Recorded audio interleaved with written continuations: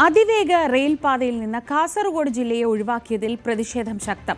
കാസർഗോഡ് കേരളത്തിലല്ലേ എന്നാണ് പരക്കെ ഉയരുന്ന ചോദ്യം. വിഷയം ഈ നിയമസഭാ തെരഞ്ഞെടുപ്പിൽ സജീവ ചർച്ചാ വിഷയമായി മാറുന്നതിനോടൊപ്പം ശക്തമായ പ്രതിഷേധ പരിപാടികൾക്ക് ഒരുങ്ങുകയാണ് രാഷ്ട്രീയ പാർട്ടികളും സംഘടനകളും. കാസർഗോഡ് കേരളത്തിലല്ലേ എന്ന ചോദ്യം ഉയരാൻ തുടങ്ങിയിട്ട് വർഷങ്ങളായി. ആരോഗ്യ മേഖലയിലും ടൂറിസം മേഖലയിലും ഏറ്റവും ഒടുവിൽ റെയിൽ മേഖലയിലും വലിയ തോതിൽ അപകടം നേരിടുന്നു എന്ന ആക്ഷേപമാണ് ഉയരുന്നത്. എന്തായാലും അതിവേഗ റെയിൽപാത കണ്ണൂർ വരെ മാത്രമുള്ള ഒരു നടപടി, അതിൽ വലിയ പ്രതിഷേധമാണ് കാസർഗോഡ് ജില്ലയിലുള്ളത്. സമൂഹ മാധ്യമങ്ങളിലൊക്കെ ഇതിനോടകം തന്നെ വലിയ തോതിലുള്ള വിമർശനങ്ങൾ ഉയർന്നു കഴിഞ്ഞു. അത് കൂടാതെ പ്രക്ഷോഭ പരിപാടികൾക്ക് കൂടി വിവിധ രാഷ്ട്രീയ പാർട്ടികൾ തയ്യാറെടുക്കുന്നു. ഏതായാലും കാസർഗോഡ് ജില്ലയിലെ ഈ ഒരു പ്രശ്നം, ഈ അവഗണന, ഇത് സംബന്ധിച്ച് ജില്ലയിലെ MP രാജ്മോഹൻ ഉണ്ണിത്താൻ ഉൾപ്പെടെ MLA ഉൾപ്പെടെ പ്രതികരണം നമുക്ക് കാണാം. അതിവേഗ റെയിൽപാത അതിൻ്റെ പ്രഖ്യാപനം വന്നപ്പോൾ കാസർഗോഡ് വരെ മാത്രമേ ഉള്ളൂ. ഞാൻ കാസർഗോഡ് MP എന്ന നിലയ്ക്ക് ഞാൻ ശക്തമായ ആവശ്യം ഉന്നയിക്കുകയാണ്. ഈ അതിവേഗ റെയിൽപാത കാസർഗോഡ് വരെ നീട്ടണം. കഴിയുമെങ്കിൽ അത് മംഗലാപുരം വരെ നീട്ടുന്നത് വളരെ ഉപകാരപ്രദമായിരിക്കും. ഇപ്പോൾ കാസർഗോഡ് റെയിൽവേ ഇതിൽ ഏറ്റവും പിന്നോക്കം നിൽക്കുന്ന ഒരു ജില്ലയാണ്. ഇപ്പോൾ വന്ദേ ഭാരത് ആരംഭിക്കുമ്പോഴും ഇതേ അവസ്ഥയാണ്. കാസർഗോഡ് വരെയാണ് ആദ്യം പ്രഖ്യാപിച്ചത്. പിന്നെ കേന്ദ്ര ഗവൺമെന്റിൽ അതിശക്തമായ സമ്മർദ്ദം ചെലുത്തി അത് മംഗലാപുരം വരെ നീട്ടണമെന്ന് പറഞ്ഞു.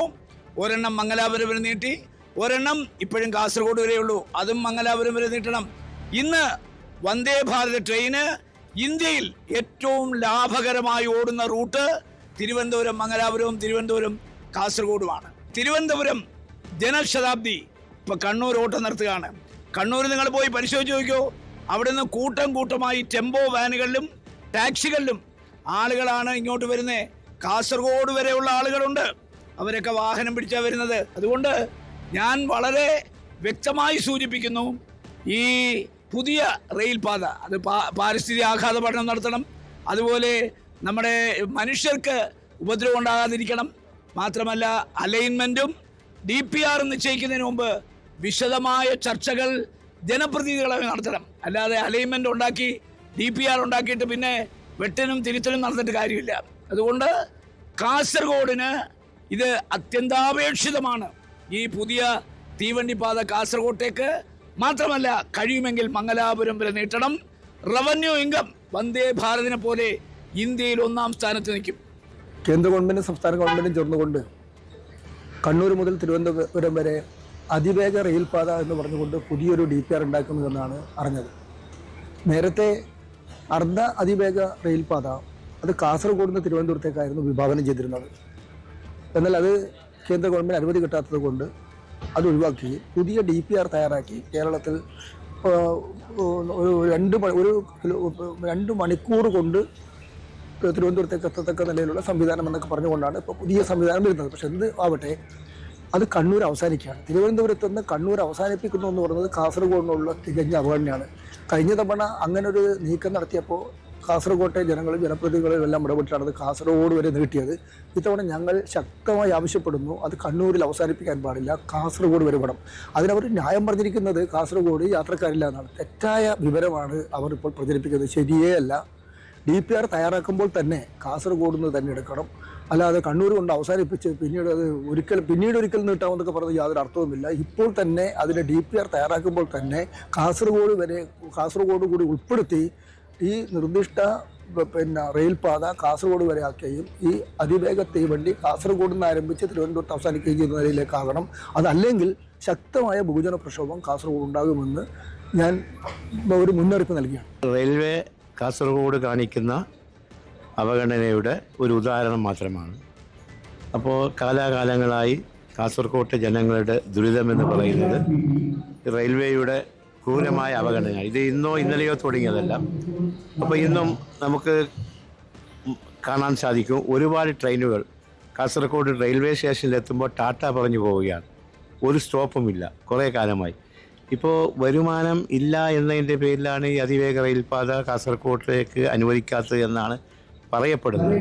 പക്ഷേ പരിശോധിച്ചാൽ നമുക്ക് സാധിക്കും, ഇപ്പോൾ വന്ദേ ഭാരത്, അതുപോലെ തന്നെ രാജധാനി, തുടക്കത്തിൽ എന്താണ് പറഞ്ഞത്, കാസർഗോഡ് സ്റ്റോപ്പ് അനുവദിച്ചാൽ വരുമാനം ഉണ്ടാകില്ല. ഇന്നിപ്പോൾ ആ ട്രെയിനുകൾക്ക് എനിക്ക് തോന്നുന്നു കേരളത്തിലെ മറ്റ് റെയിൽവേ സ്റ്റേഷനുകളിൽ നിന്ന് ലഭിക്കുന്ന വരുമാനം കാസർഗോഡ് റെയിൽവേ സ്റ്റേഷനിലും കിട്ടുന്നുണ്ട്. അധികാരികളെ അതിശയിപ്പിച്ചുകൊണ്ടുള്ള വരുമാനമാണ് ആ ട്രെയിനുകൾക്ക് കിട്ടുന്നത്. അപ്പോൾ ഇത് ഒരു അവഗണനയുടെ ഭാഗമാണ്. എന്തുകൊണ്ടോ റെയിൽവേയുടെ ഭൂപടത്തിൽ കാസർഗോഡ് ഇല്ല എന്ന് ഒരിക്കൽ കൂടി നമുക്ക് മനസ്സിലാക്കാൻ സാധിച്ചിരിക്കുന്നു. അപ്പോൾ നമ്മളെല്ലാവരും ഒന്നിച്ച് നിന്നുകൊണ്ട് ഈ അവഗണനയ്ക്കെതിരെ പോരാടണം. സത്യത്തിനും ജില്ലപ്പിറവിക്ക് ശേഷം ഈ ജില്ല എന്നും അവഗണന മാത്രം നേരിട്ടിട്ടുള്ള ഒരു ജില്ലയാണ്. നമ്മുടെ ജില്ലയിൽ ഏതെങ്കിലും രീതിയിലുള്ള വികസനം ഉണ്ടായിട്ടുള്ളത് UDFൻ്റെ ഭരണകാലയളവിലാണെന്നുള്ളത് എല്ലാവർക്കും അറിയാവുന്ന യാഥാർത്ഥ്യമാണ്.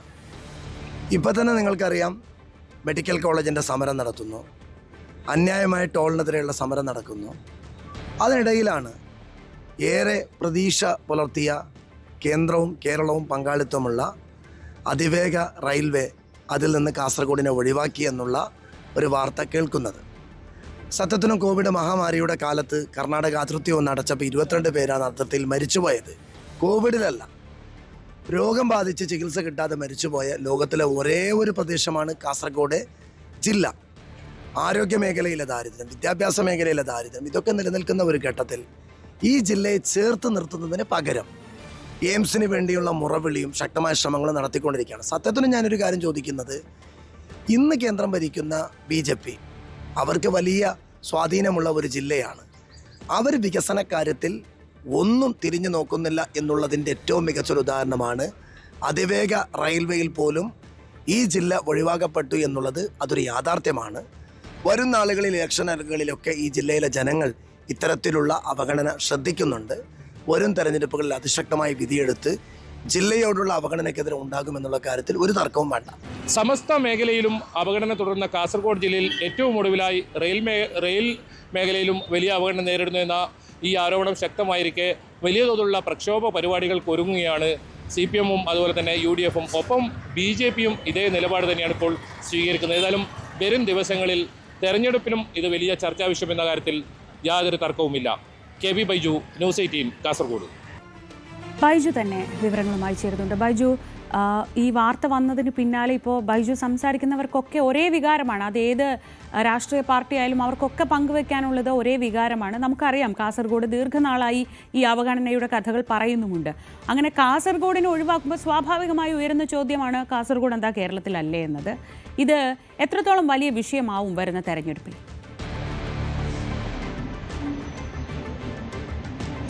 തീർച്ചയായും ശ്രീജ, കാലങ്ങളായി അവഗണനയുടെ വലിയ കൈപ്പിനീർ അനുഭവിക്കുന്ന ജനതയാണ് കാസർഗോട്ടേത്. അത് പല മേഖലകളിലുമുണ്ട്. അത് വിദ്യാഭ്യാസ മേഖലകളിലായാലും ആരോഗ്യ മേഖലകളിലായാലും ഒക്കെ അങ്ങനെയാണ്. അതിൽ ഏറ്റവും ഒടുവിലാണ് ഇപ്പോൾ അതിവേഗ റെയിൽപാത അതിൻ്റെ ഒരു പദ്ധതി ആരംഭിക്കുമ്പോൾ കാസർഗോഡ് ജില്ലയെ പൂർണ്ണമായും ഒഴിവാക്കി കണ്ണൂർ വരെ മാത്രം എന്നത്. ഇതിലാണ് ഇപ്പോൾ വലിയ തോതിലുള്ള പ്രതിഷേധം നമ്മളിപ്പോൾ കണ്ടു. MP-യുടെ പ്രതികരണം കണ്ടു, MLA-മാരുടെ പ്രതികരണം കണ്ടു. ഏതായാലും മെഡിക്കൽ കോളേജിലേക്ക് വന്നാൽ 13 വർഷമായി ഒരു മെഡിക്കൽ പദ്ധതി ആരംഭിച്ചിട്ട്, പക്ഷേ ഇതുവരെ കിടത്തി ചികിത്സ ഇല്ല എന്നതാണ്. അതായത് കേരളത്തിൽ കിടത്തി ചികിത്സ ഇല്ലാത്ത ഏക മെഡിക്കൽ കോളേജ് ആശുപത്രി എന്നൊക്കെ നമുക്ക് പറയാം. അതിനെതിരെ വലിയ പ്രക്ഷോഭം ഒക്കെ ഇപ്പോഴും നടക്കുന്നുണ്ട്. എൻഡോസൾഫാൻ ദുരിതബാധിതരുള്ള ഒരു ജില്ലയാണ്.